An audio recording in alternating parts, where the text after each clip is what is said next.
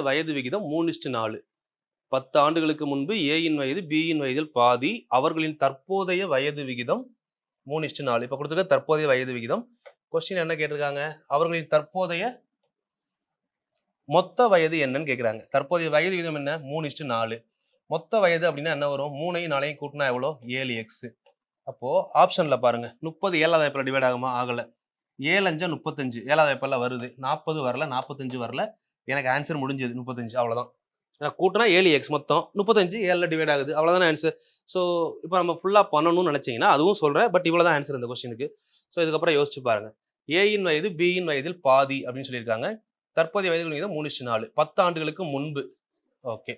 இப்போ நம்ம என்ன பண்ண போறோம்னா 10 வருஷத்துக்கு முன்னாடி நம்ம இப்போ ப்ரெசென்ட் வர போறோம். ப்ரெசென்ட்ல தற்போதைய வயது எவ்வளவு சொல்றாங்க? AB.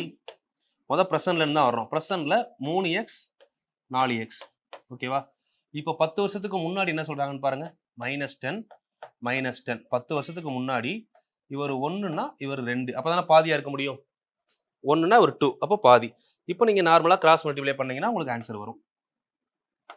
6 2 3 2s are 6 -20 is equal to 4x -10. இப்போ 6x minus 4x is equal to 20 minus 10. So 2x is equal to 10. So x equal to 5. இப்போ நீங்க அப்படியே இங்க இந்த கான்ஸ்டன்ட் ஆன்சரை கொண்டு வந்து நமக்கு ப்ரெசென்ட்ல என்ன எழுதியிருக்கோம் அதில் சப்ஸ்டிட் பண்ணலாமா? 3x 4x இருக்குல்ல.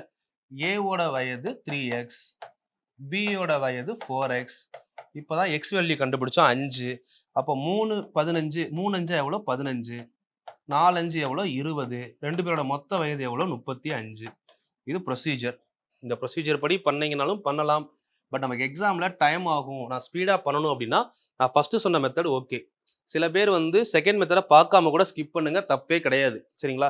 எனக்கு நல்லா மேக்ஸ்ல இன்ட்ரெஸ்ட் இருக்கு, நான் XY மெத்தட்ல முன்னாடி படிச்சிருக்கேன், எனக்கு மேக்ஸ் ஈஸி, கன்ஃபியூஸ் ஆகாதுன்னு நினைக்கிறவங்க மட்டும் கீழே வாங்கப்பா.